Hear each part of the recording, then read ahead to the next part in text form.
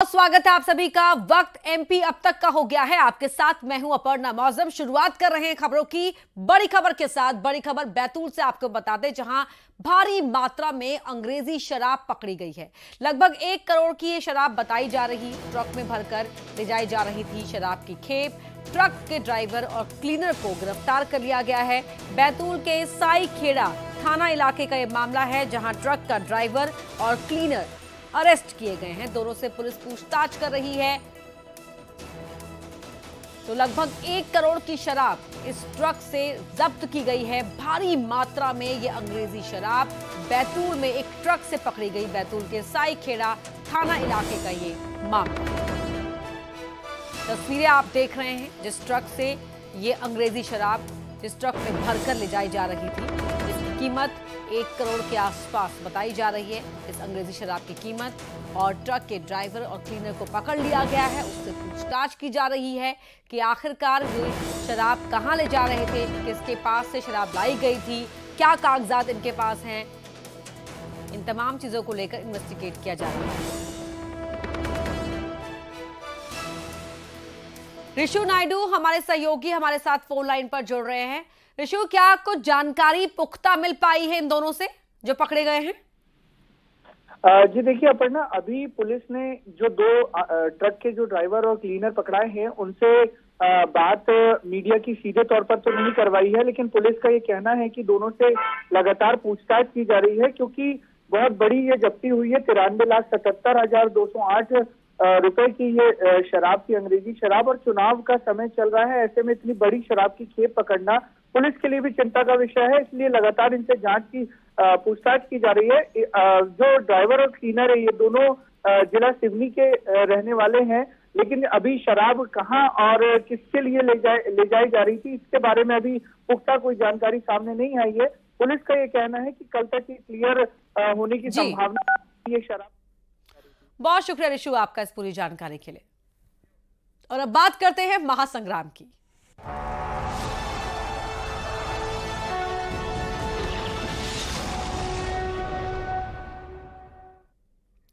अब बात बीजेपी के संकल्प पत्र की सबसे पहले कर लेते हैं, जहां विधानसभा चुनाव के लिए बीजेपी ने संकल्प पत्र जारी कर दिया है। गरीब, किसान, लगभग हर वर्ग को इस संकल्प पत्र के जरिए साधा गया है। लाडली बहनों को पक्के मकान, गरीब परिवार के छात्रों को केजी से 12वीं तक की शिक्षा, तो छात्राओं को पीजी तक यानी कि पोस्ट ग्रेजुएशन तक मुफ्त शिक्षा देने का वादा किया गया। किसानों को लुभाने के लिए कांग्रेस से ज्यादा कीमत पर गेहूं और धान खरीदने, सरकारी स्कूलों में मिड डे मील के साथ नाश्ता भी देने की बात कही गई है। भोपाल, इंदौर के बाद जबलपुर और ग्वालियर में भी कमिश्नरेट सिस्टम लागू करेंगे। इंडियन इंस्टीट्यूट ऑफ टेक्नोलॉजी की तर्ज पर मध्य प्रदेश के हर संभाग में Madhya Pradesh institute of technology यानी कि MIT खोलेंगे। इसी तरह हर संभाग में all India institute of medical science की तर्ज पर प्रदेश इंस्टीट्यूट ऑफ मेडिकल साइंस शुरू करेंगे। सीनियर सिटीजन और दिव्यांग नागरिकों को 1500 रुपए मासिक पेंशन दी जाएगी। अभी ये 600 रुपए है। 100 रुपए में 100 यूनिट बिजली देने की बात भी संकल्प पत्र में की गई है। ये 10 बड़ी बातें संकल्प पत्र की आपको बता रहे हैं। धान खरीदी प्रति क्विंटल 3100 रुपए, 3 लाख करोड़ रुपए। आदिवासी समाज के लिए तेंदुपत्ते के लिए प्रति बोरा 4000 रुपए। तो संकल्प पत्र में बीजेपी ने हर वर्ग को लुभाने की कोशिश की है। हर वर्ग के लिए कुछ ना कुछ देने की बात संकल्प पत्र में शामिल की गई है। तो 450 रुपए में गैस सिलेंडर, रियायती दरों पर सरसों का तेल, चीनी, रीवा और सिंगरौली में नए एयरपोर्ट, जबलपुर और ग्वालियर में मेट्रो, कनेक्टिविटी को लेकर भी यहां पर ऐलान किया गया है। राजनीतिक दलों ने पहले लुभाने का काम और बाद में भुलाने का काम किया है। वायदा करो और भूल जाओ और जनता को गुमराह करो। लेकिन भारतीय जनता पार्टी एक अकेली वैसी पार्टी है जिसने इस डॉक्यूमेंट को अपना, जिसे कहा जा सकता है कि रास्ता, रोड मैप का जरिया बनाया है। संकल्प पत्र की हमारे यहां महत्ता इस बात से तय होती है कि जो सरकार हमारी आती है उसका यह काम होता है कि वह सब कमिटी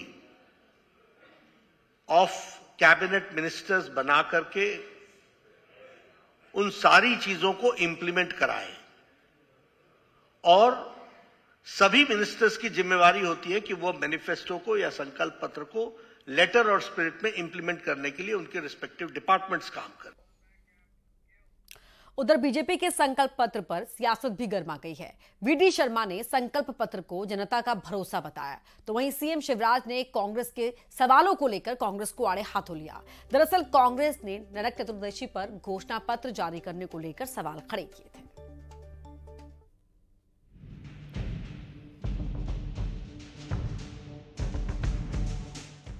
बीजेपी ने एमपी में अपना मैनिफेस्टो संकल्प पत्र के रूप में जारी कर दिया है।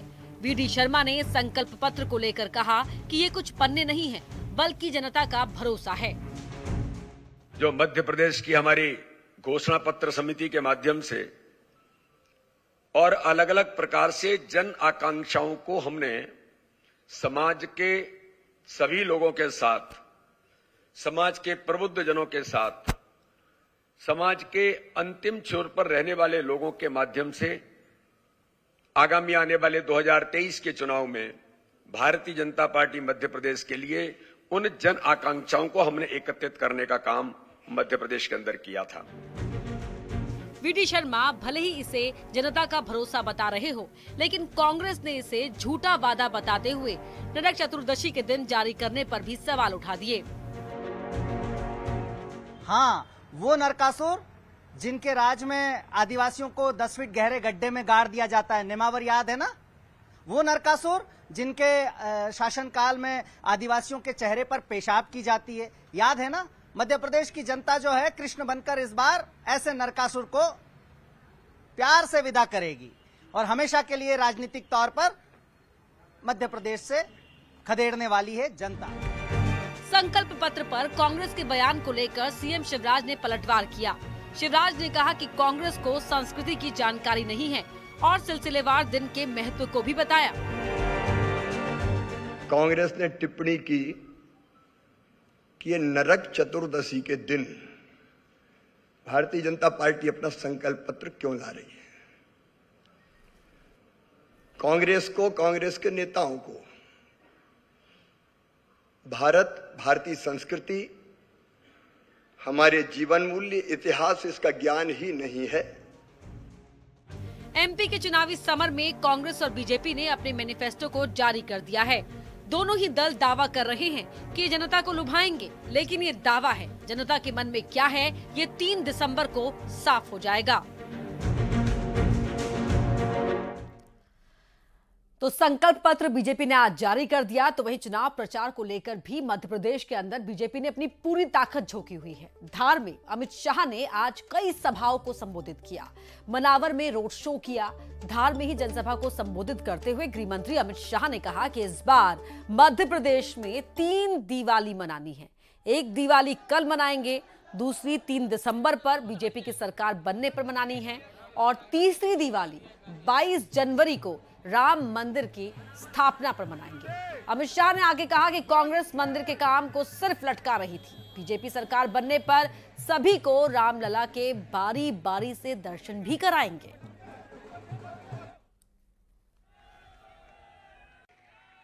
ये कांग्रेस पार्टी के शासन में सोनिया मनमोहन की सरकार थी 10 साल तक।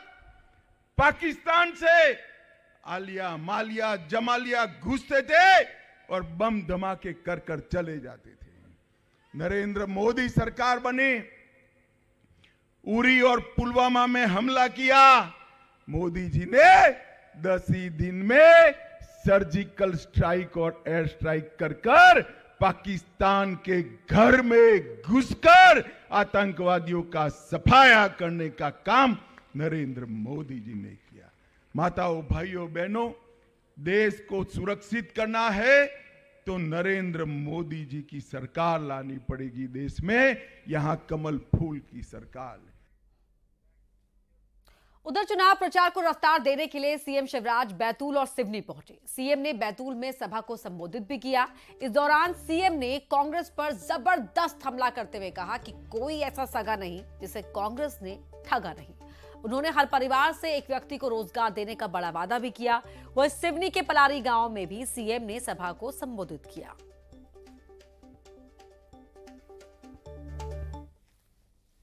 मैडम प्रियंका गांधी आई थी और वो कह रही थी कि ये अपने आप को मामा कहते हैं, लेकिन मामा तो कंस भी था। अब मैडम तुम वैसे ही काम करते हो तो तुम्हें कंस ही दिखेगा।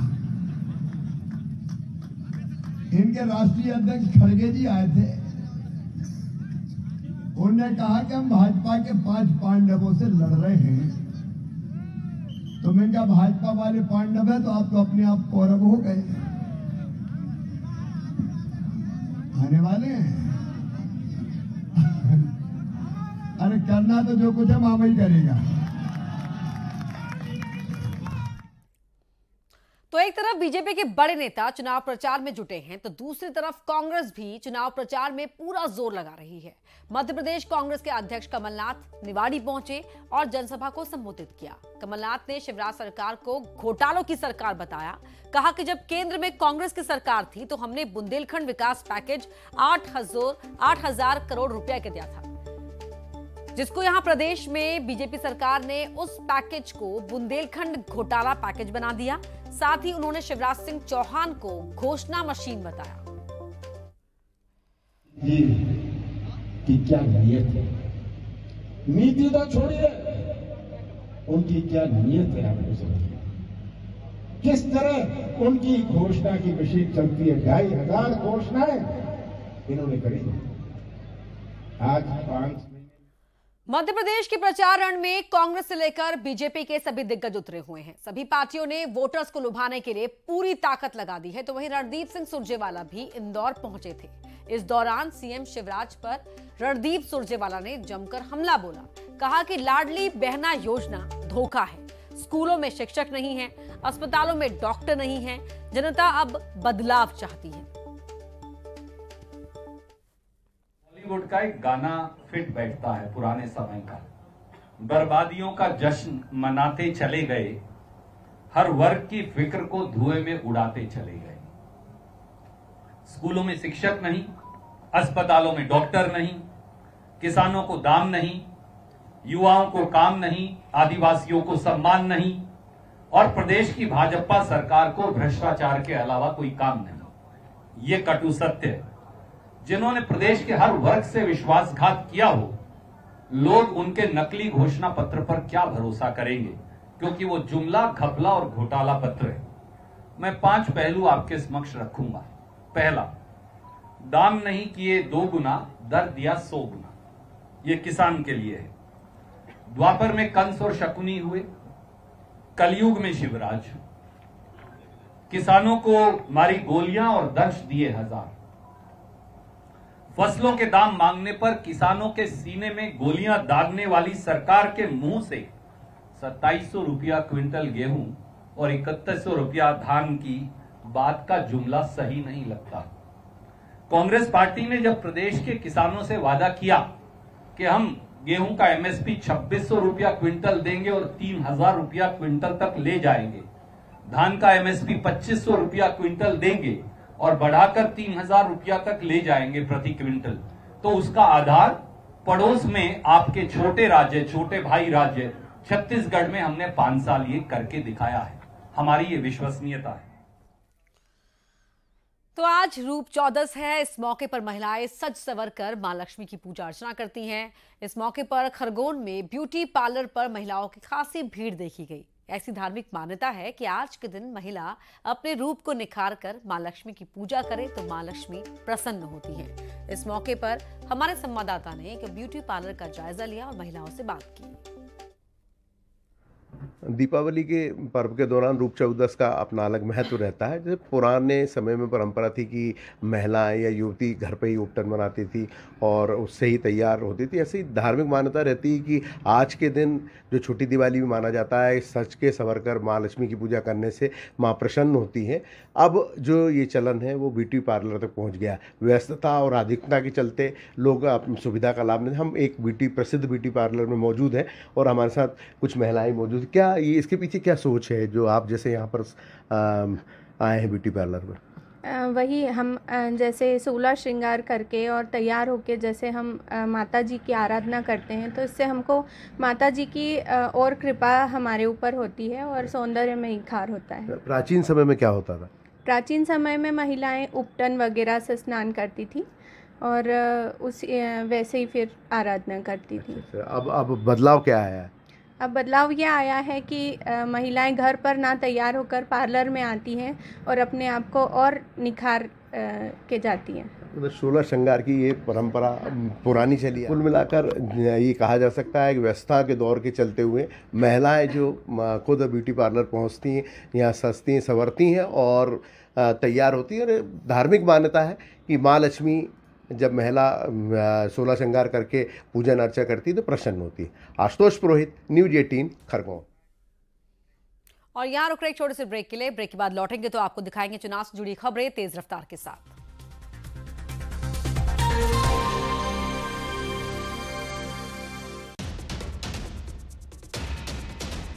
सियासत का सबसे बड़ा चेहरा शिवराज के सिर क्या फिर बंधेगा सेहरा?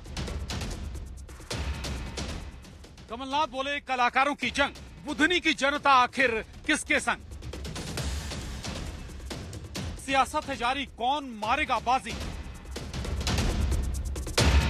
शिवराज के गढ़ और नर्मदा के तट से सियासी रंग देखिए चुनाव एक्सप्रेस रात 7:50